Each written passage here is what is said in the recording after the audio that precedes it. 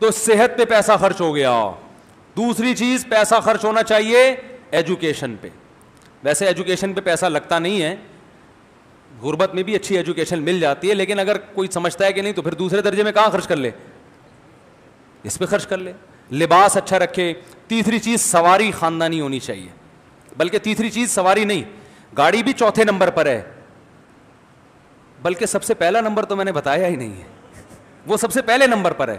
اس لیے کہ صحت اس سے جتنی اچھی ہوتی ہے کسی اور چیز سے, کیونکہ انسان کو راحت ملتی ہے نا. ارے قرآن میں اللہ فرماتے ہیں جعل لکم من انفسکم ازواجا لتسکنوا الیہا, اللہ نے تمہارے لیے بیویاں بنائی تاکہ تمہیں سکون ملے. تو سکون سے اچھا صحت بنانے کا کوئی ذریعہ ہے؟ میں کہتا ہوں الٹا سیدھا کھا لو لیکن خوش رہو تو وہ آدمی زیادہ اچھا رہے گا. اور جو زیتون پیے انجیر کھائے مگر ٹینشن میں ہو, اس کی صحت اچھی نہیں. تو اللہ نے نکاح کو سکون کا ذریعہ بتایا. تو سب سے پہلے پیسہ کس پہ خرچ کرو؟ نکاح پہ. ہمارے نبی, زیادہ نہیں جاؤں گا اس طرف, پھر وہ خواتین سننا چھوڑ دیتی ہیں, وہ یہیں پر اسٹاپ کر کے کہنے آگے کا بیان ہم نے نہیں سننا. تو سب سے پہلا پیسہ خرچ ہونا چاہیے کس پہ میرے بھائی؟ شادی پہ, شادیوں پہ.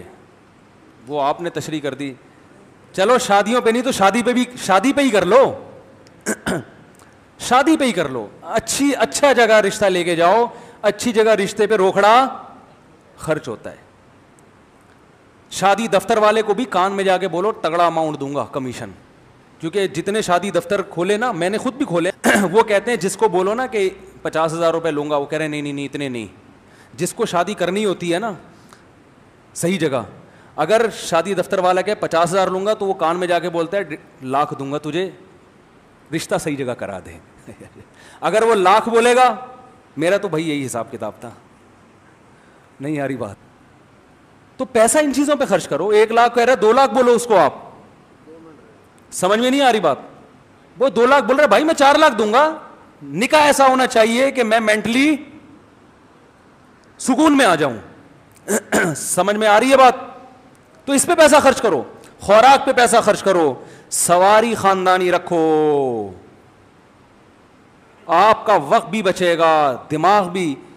سواری نہیں رکھتے لوگ, پیسہ اللہ نے دیا, اتنی بھاری بھرکم قسطیں بھر رہے ہیں, مگر رکشوں میں سفر, چنچی میں بیٹھ بیٹھ کے. بھائی اللہ نے پیسہ نہیں دیا تو پھر چنچی بہت بڑی نعمت ہے اللہ کی, پیدل جاؤ بلکہ زیادہ بڑی نعمت ہے. دیا ہے پیسہ تو میرے بھائی سواری اچھی رکھو. دیکھو میرے شیخ نے ذاتی مکان نہیں بنایا, گاڑی کویت کے شہزادے سے خریدی تھی.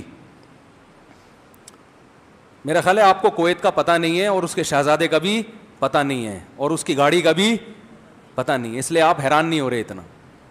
کویت کے شہزادے سے گاڑی خریدی, جب وہ روڈ پہ چلتی تھی تو پبلک بولتی تھی کہ یہ کس کی گاڑی ہے, یہ کس کی, بول لو نا بھائی, گاڑی ہے. اور ہم بھی اس میں بیٹھتے تھے تو ایسا سکون ملتا تھا اس میں بیٹھ کے جیسے پتہ نہیں جنت میں آ گئے. تو اس گاڑی کا فائدہ یہ ہے کہ بھائی لانگ ڈرائیو میں آپ پشاور جاؤ کوئی ٹینشن نہیں ہے, کوئٹہ جاؤ کوئی ٹینشن نہیں ہے, لاہور جاؤ, بلکہ سفر مزیدار. تو سفر بھی تو انسان کو کامیاب بناتا ہے نا. جو سفر نہیں کرتا وہ تو بہت سارے چیزوں میں پیچھے رہ جاتا ہے. کاروبار کے لیے بھی سفر کرنا پڑتا ہے انسان کو, اور تعلیم کے لیے بھی سفر کرنا پڑتا ہے, رشتہ داری جوڑنے کے لیے بھی سفر کرنا پڑتا ہے, تعلقات بڑھانے کے لیے بھی سفر کرنا پڑتا ہے. آپ کے پاس اچھی گاڑی ہے بہت, ورنہ آپ 1 مہینہ تو ٹکٹ میں لگتا ہے, پھر کسی اور کی سیٹ پہ جا کے بیٹھ جاتا ہے آدمی. بہت سارے مسائل ہیں. اور جہاز کا تو ویسے بھی کوئی بھروسہ, کیا خیال ہے؟ وہ ویسے ہی دنیا PIA والوں کا اس امت پر بہت بڑا احسان ہے, انہوں نے ہمیں یہ سکھا دیا کہ یہ دنیا مسافر خانہ ہے. ٹھیک ہے نا. تو یہ چند چیزیں ہیں, وقت پورا ہو گیا. اللہ تعالیٰ سمجھنے کی عمل کی توفیق عطا